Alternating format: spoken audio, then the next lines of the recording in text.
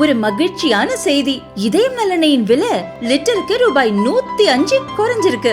September 2023ல 1 litre இதயம் நல்லெண்ணெயின் அதிகபட்ச விலை ரூபாய் 503. ஆனா இப்ப 1 லிட்டர் இதயம் நல்லெண்ணெயின் விலை ரூபாய் 398 மட்டும்தான் தமிழ்நாட்டுல. அப்ப இனிமே எல்லாரும் இதயம் நல்லெண்ணெய் வாங்கலாம் இல்ல? Dignitaries on the dais, Thiru Santosh Babu, principal of this D.G. Vaishnav College and the host of the event, most respected Thiru Kalyanaraman Srinivasan, who has dedicated his life to tell the truth of this civilization, Thiru Ashok Kedia, treasurer of this college, Thiru Sandeep Kumar, director, Center for South Indian Studies, Thiru C. Chidambaranathan is the head of this department, which is hosting this event in collaboration with CSIS. Thirumati Rama Devi Sekar, Director, Center for Art and Excellence, distinguished experts, invitees, faculties, my dear students. Coming to D.G. Vaishnav College is always a very, very delightful experience for me, because this is one institution which has been not only imparting quality education, it has been imparting, I would say, not only quality knowledge, but quality education, knowledge with values.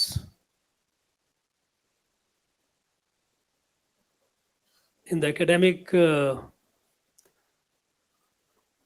parameters, it has been doing very well. We heard A++. But I have seen the students coming out of this, they are imbued with certain values which are very critical to our identity, to who we are. I'm happy to be part of this event because it's a 2-day seminar on this civilization, a particular civilization that defines who we are. Center for South Indian Studies, I would like to thank them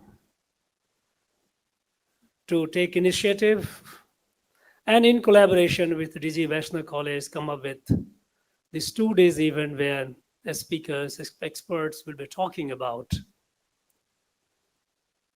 the most ancient civilization, which is not a dead civilization, it is a living civilization.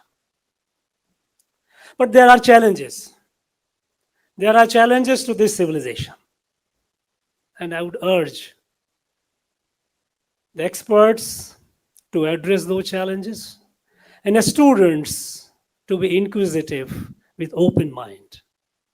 Because I'm not aware whether any other civilization has been suffered so much violence by the vested interest in the last 200 years as this civilization. The first assault was by the Europeans.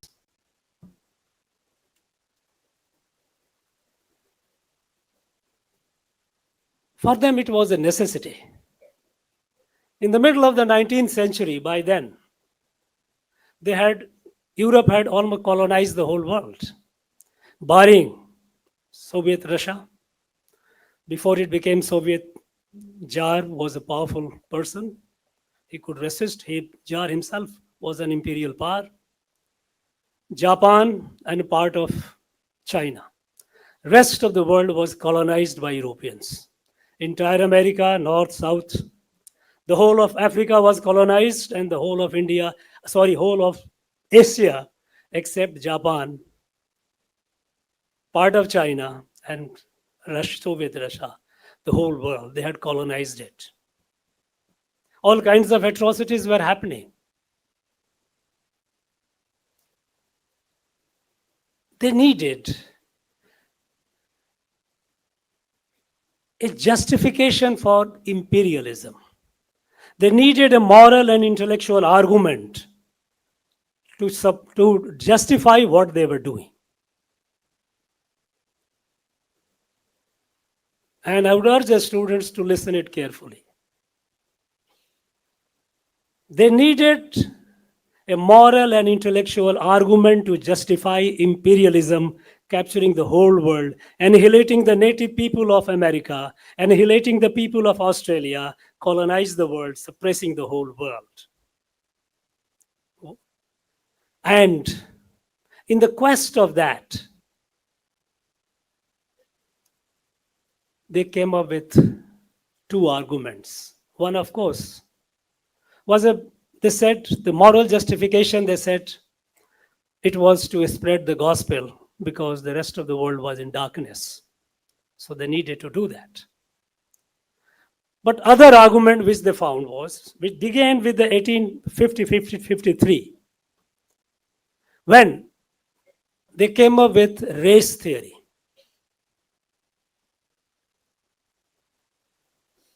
Arthur Comte de Governoe, he wrote 4 volumes, Inequality of Races.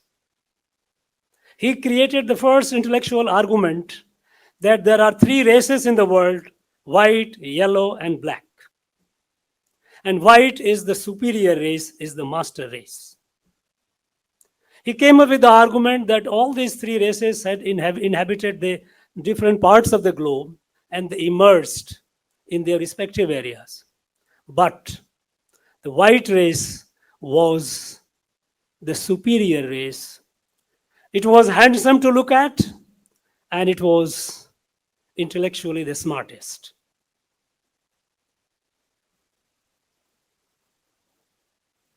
That unleashed a chain reaction of subsequent enterprises by so-called intellectuals. People started coming up with measuring the skull, what they called cephalic index, the length and the breadth of the skull. People with the vernier caliper, they started measuring the people. They did it here in our country. You go and see the records in the archives, what all they did, measuring which race you are, to find out races and sub-races. On the back of that came Darwin's theory, a hypothesis which they exalted to the level of a scientific fact. And what Darwin said, the smartest shall survive, and it is the destiny of the weak to perish. As simple as that. His theory of evolution is nothing else than to say that in the evolutionary process, it is the smarter one that survives, and not a smart, dumb one will perish. So perishing the dumb one was a natural, their natural destiny, nothing to worry about it. Now the race theory and the Darwin's evolution theory, which of course Darwin's cousin, Francis Galton, came up with the theory of cultivation of races, eugenics. All this is happening in 1850 onwards. That they must have the pure race. Then, of course, Nietzsche came up with Übermensch, superior man. And who was the superior man among? Of course, it was the white races. Now, in this process, they justified occupying the rest of the world because they say those, in fact, Winston Churchill, when the annihilation was going on in Australia, natives were being killed. In America, of course, they had already completely annihilated them. When the questions were raised, Churchill is reported to have said, his most notorious quote, dog in the manger. You know what is manger? The big ball in which the cattle eat. He says, if the dog is sitting in the manger, that doesn't mean that manger belongs to the dog. It belongs to us. Race theory. So superior race, it was their destiny to rule the world, and others was to perish. to be subservient. This. While all this was happening, there was a German, Schliemann. This German was actually a businessman. He used to excavate places and used to dig up things and used to artifacts, old things, antiques, also gold and silver, and used to trade. While he was doing the excavations of city of Troy, we know the city of Troy, the battle of Iliad. He came up with large number of potteries and stuff with mark, what we call swastika. And he found that in different parts, so some other parts of the Europe also. And then he was wondering, what is this? It resembles to the gamma letter in Greek, part of it. And in the course of it, he wrote, one of the letters that he wrote was to Max Muller. His name we have all heard. What damage he has done. What distortion he has done. He was a professor of philology in Oxford. And he had studied Sanskrit. He had written more than 50 books, sacred texts of the East. So when Schliemann wrote to him also, what does it mean to try to make a sense of it? And then Max Muller responded in his letter that this is found mostly in Indian literature, Vedas and Indian scriptures, ancient scriptures. It is called swastika. And it is a sign of prosperity. First, he also said that it represents sun god. And then this swastika was captured by this. Swastika came into being, they said. And then he said, he used the word, maybe the Aryan nations have used this symbol as he came with the Aryan as a nation, as a sign of prosperity. It got currency, Aryan. Never before Aryan as a race anywhere it appeared. None of our Indian literature, either Sangam literature nor the Vedic literature, they have used the word Aryan as a race. In fact, we have our own Tamil literature, more than 2,000, 2,500 years old. None of them have used the word Aryan as a race. None. We know in our literature, in our ancient Aryan, what is Aryan? Because why I'm coming to this is, because this is linked with this. And I was disappointed, I must say, and I'm not disappointed so much primarily because when we heard the computer scientists talking about our tradition, Tamar Bharni, and there is an Indus tradition of the north. It is out of ignorance, and it's not his fault. He is a scientist, computer scientist. But in the last 60, 70 years, Dravid ideology has created a narrative of the differences, the Aryan and Dravidian. Aryan as a race. I'm coming to that. How did the Aryan as a race theory came up? It emerged. It emerged out of compulsion of the Europeans first to find justification for imperialism controlling the whole world. So Max Muller used the word, or in the letter respond, Aryan nations could be using this as a symbol of prosperity and also the symbol to reflect God, sun god. It got currency. And in that background, later subsequently Hitler, you know how the Nazi party took up this superior race when he Nazi, that's Übermensch, that superior man, master race. And there they came up that the Aryans were the master race and Germans were the pure Aryans. And they moved to different places. They also invaded India. When they got the documents showing that what an advanced civilization it was, They attributed it to the Aryans. But they say that races got contaminated with this, miscegenation, mixing the blood. But the pure one remained in Germany and neighboring Europe.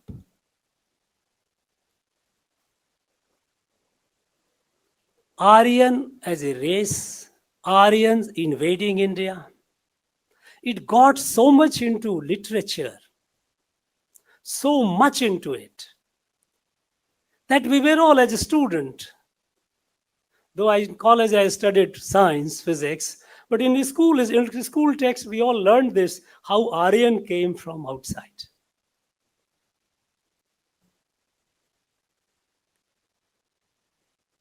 Great people, well-known nationalists, great scholars could not escape this Aryan invasion theory because there was so much all around written about Aryan invasions all over. And in this, a lot of our own people also contributed. And I must say, a significant share also goes to archaeologists.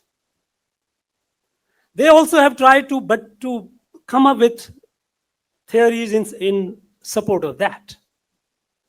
Maybe because the ruling dispensation, why past is relevant? Why are we talking about Indus civilization today? Why past is relevant? If it is a dead and gone, why? It is only academic interest, don't waste time on it. It is relevant because, first of all, this past is a living past. Because if more than 66 crore people went to Mahakumbh, how did they go? Who gave them the invite? Lakhs and lakhs of people from Tamil Nadu went. Nobody invited them. They went on their own. Railways had to run special trains. A living civilization. A living civilization. And this living civilization, which originated from there, it becomes important for us as a nation, as a Rashtra. And we must know about it. And I urge the scholars, please decolonize it. Our Prime Minister has given a call. And rightly so, the nation has a call now. One of the Panch Pranis, decolonize ourselves of the last vestiges of colonization. Remove the last vestiges of colonization. When I heard about Indus civilization, and I was hearing the feeble voice of Thiru Kalyanraman's Srinivasan, Saraswati Sindhu civilization. What is this Indus civilization, by the way? We know that this civilization was not just along the Sindhu river. First of all, as people here have difficulty calling Bharat, they have so much got India that they have difficulty calling Bharat. Though the people of this country for thousands of years never called it India. But our people will have difficulty. So similarly, we say Indus. We have difficulty calling it Sindhu. Now, is it a Sindhu civilization alone? Experts are sitting here. They will bear with out and they will discuss about it. This civilization grew along what we call Sapt Sindhu, Saraswati and Sindhu. Our Rig Veda, in the Nadi Shukta, it mentions about 10 rivers from Ganga to Sindhu. From Ganga to Sindhu, we have 10 rivers. And among them, the 7 rivers, which we call Sapt Sindhu. Sindhu, Satluj, Jhelum, Ravi, Chenab, Vyas, and Saraswati. These 7. This Saraswati doesn't exist today. And that made the critics of Indian civilization, because British had to downgrade our civilization. Because they had to say that we were in dark ages. They could not accept the fact that India was such a great civilization, notwithstanding the fact that at the time of colonization, British scholars had admitted how advanced was the India civilization. But that was in the later part of the 18th century, after the Battle of Plassey, when they started colonizing and capturing the territory. I'll just tell you one letter, how they have described India's civilization. When 1765, when they had taken over the control of Bengal de facto, large number of British scholars started visiting India. They started unearthing, looking into the India's past, and they were completely astounded. They were apprehensive that, like other places like America and other places and Latin America, these people went and destroyed the whole thing. Here, this will also be destroyed. So a group of professors from Edinburgh University wrote to the British government to commission large number of people to discover, collect, and translate the works of the ancient Hindus. This is the language used. Discover, find out where these are. Collect, take it, and translate. Because this will enrich European science and broaden European thought process. Anyone who has got curiosity, you can go into it. It was a March 9, if I remember correctly, 1788. Macnaughey was the professor of Edinburgh, who had written it to the British. He says, this will enrich European science and broaden the European thought process. Remember, that was the time when Europe was in the so-called Renaissance, having an age of reason. They was talking about all the intellectualism and the preeminence of reason. So this will enrich the science and broaden the thought. And then they said, this will help us understand, mark the words, it is a Macnaughey word, not mine.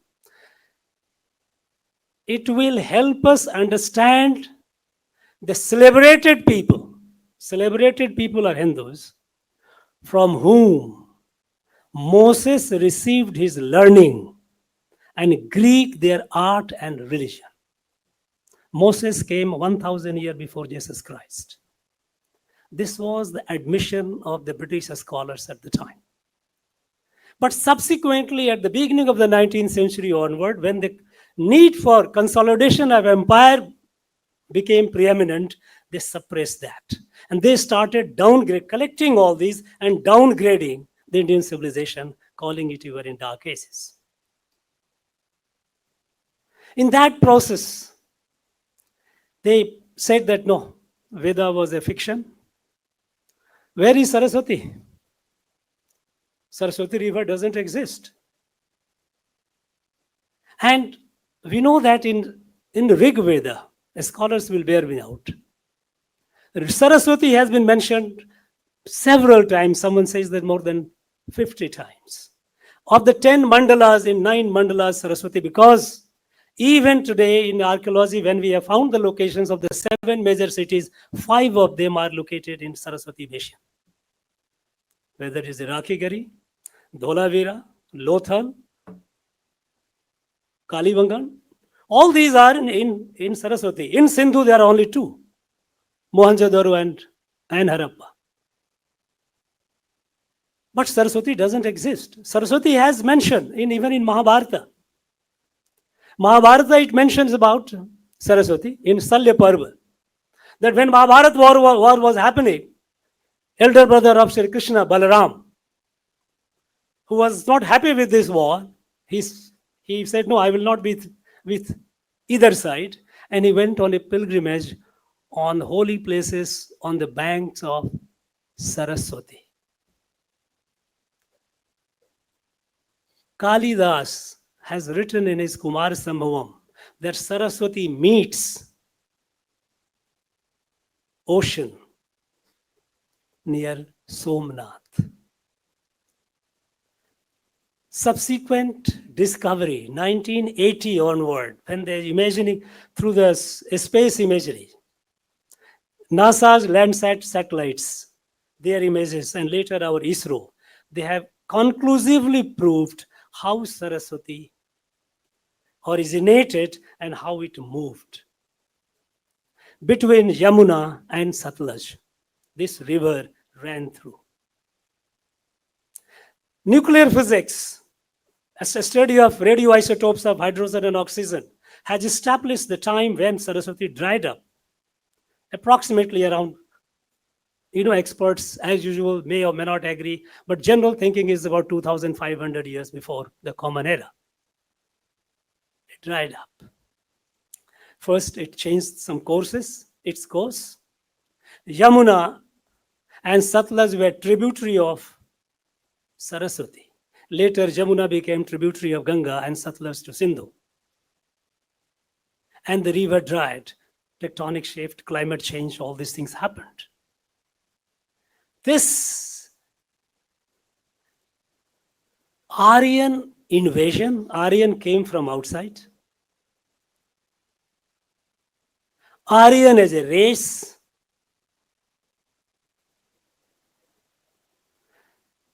and Vedas are myth. Even in our literature, we say Saraswati is a mythical river. What is myth? A lie which is repeated many times becomes a myth. It's not a myth. It was a reality. Now today, scientifically, it has been established through satellite imagery and through nuclear physics that Saraswati existed, and also approximate time when it dried up. Now, in this civilization, this large civilization in the Sapti Sindhu, it gave rise to those thoughts, those wisdoms, those texts, which became eternal. When Vedas gave us the light, that the entire creation is a family. The Creator, having created the entire creation, is present in every element of the creation. We are all one. Not only humans, the plants and animals, we are all part of the same. Integrally and organically connected. This revolutionary thought was revealed in the Rig Veda during that time.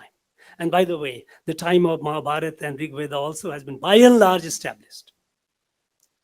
Because we know that it has been now established that Rig Veda happened at least 2,000 years before Mahabharata.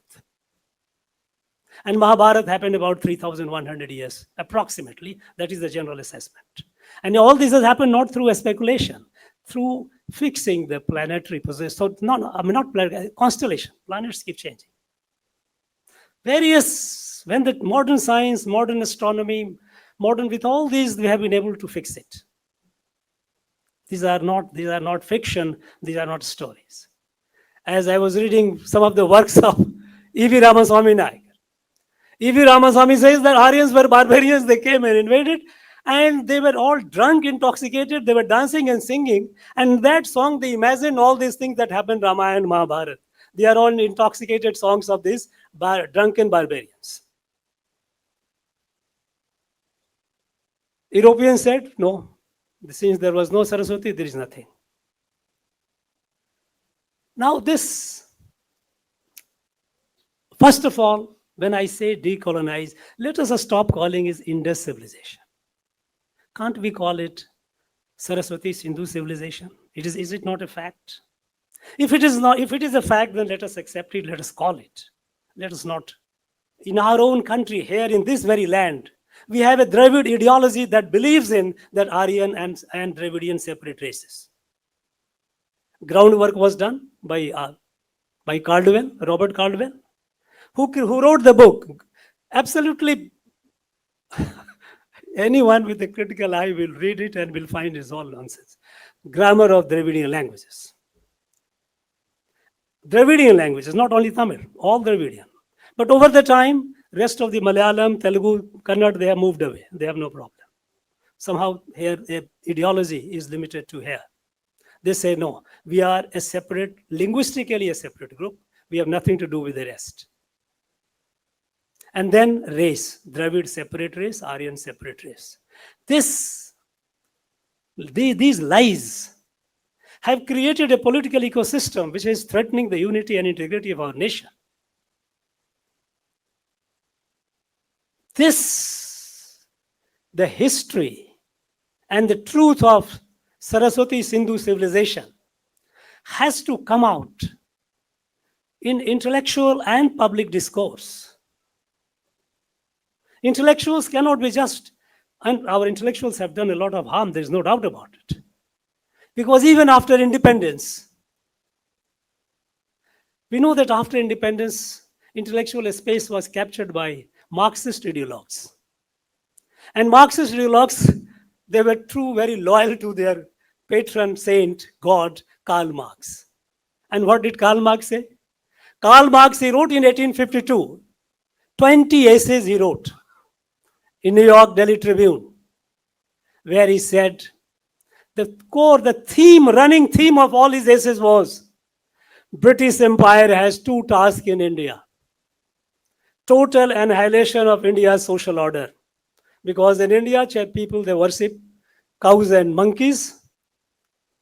And collective is so powerful that it doesn't allow individual to grow fully. Because they believed in individual sovereignty. That is the basis of the Western political thought. Individual is sovereign, collective has no place. Collective is made out of individual through contract. That is a social contract theory. So, Karl Marx said, the British must perform two tasks in India. First, total annihilation of India's social order. Because they are all barbarians. They must be destroyed.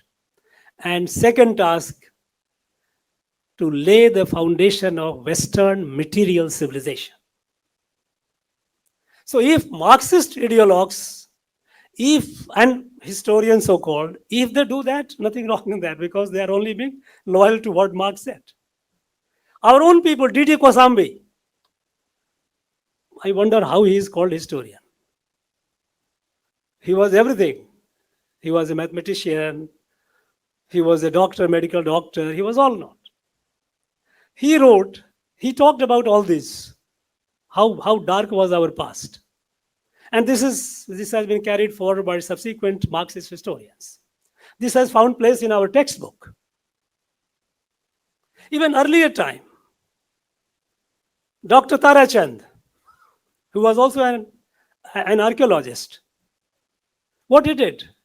He came up with a thesis when he was in 1922 in Oxford, Oxford Queen's College. He came up with a thesis. Influence of Islam on Indian culture. And there he says, Alvars, Nayanars, Sankaracharya, Ramanujacharya were all deeply influenced by Islam. I mean, preposterous.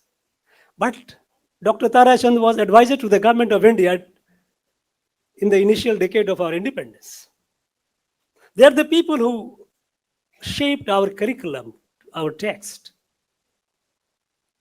For a very long time, we kept looking down upon our civilization. And as far as this Saraswati Sindhu civilization is concerned, Dravid ideologues are at pains to find out as much literature as possible. And that is what you find their commissioned retired bureaucrats writing books, how it is different. Their argument is that this civilization, now they use the word Indus civilization. Indus civilization was actually their civilization. Aryans, barbarians came, they attacked, and we moved south.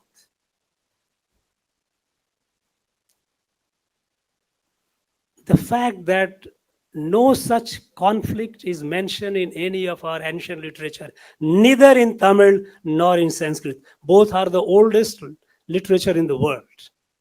Nothing is mentioned.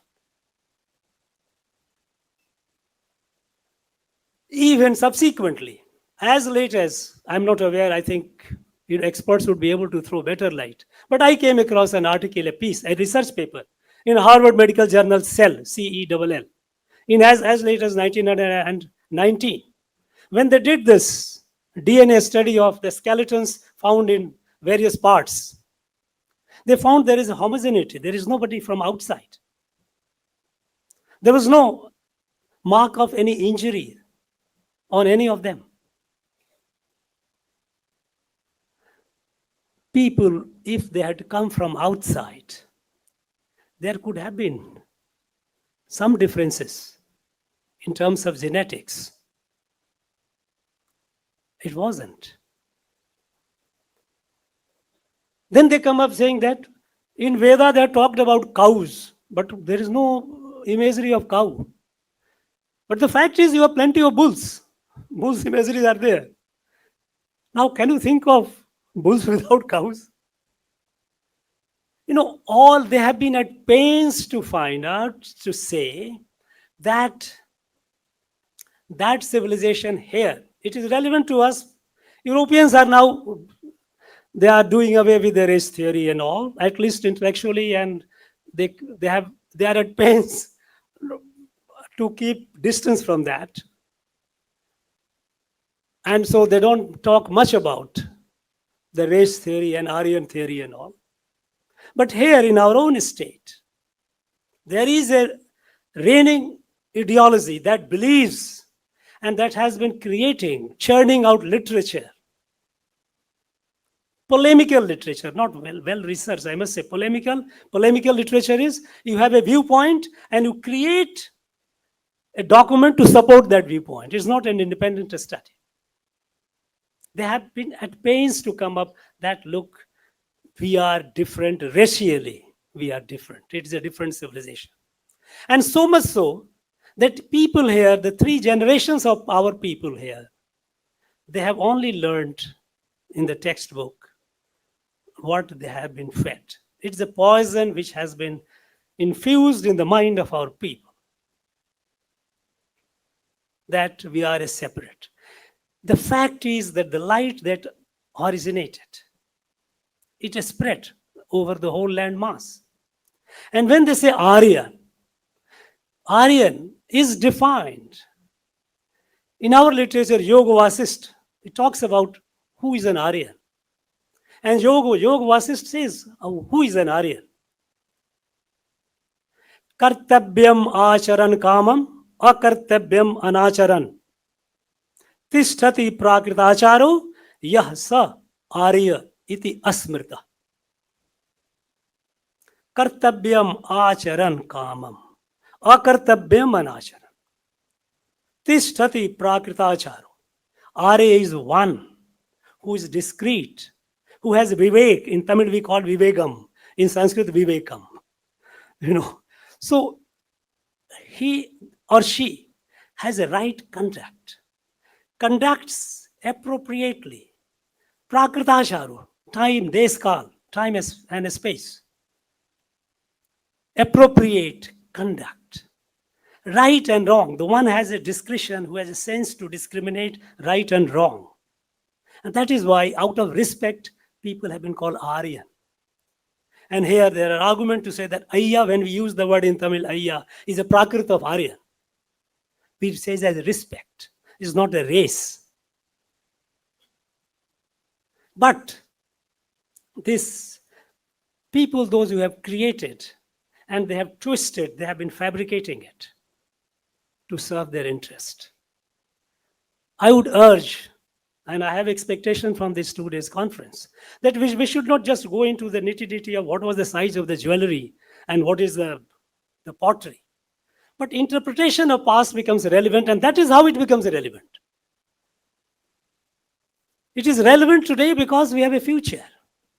It is a living because Vedas, what the light revealed, is the universal light. It is the light which in last year in the G20, when we had the presidency, when we say Vasudhaiva Kutumbakam, it comes from that. The world is a family. Kutumbam, Yadu Mure, Yavarum Kelir, what we have said, it is all one. It is that light, that civilization which created a Rashtra, not a political state. And we know what is Rashtra. Rashtra comes in our Vedic, right from the Rig Veda. The Rashtra is Bhadram ek Shanta Rishya, Swavida Tapo Deksham, Upneseduragra, tato rashtraṁ paramavujascha jatam.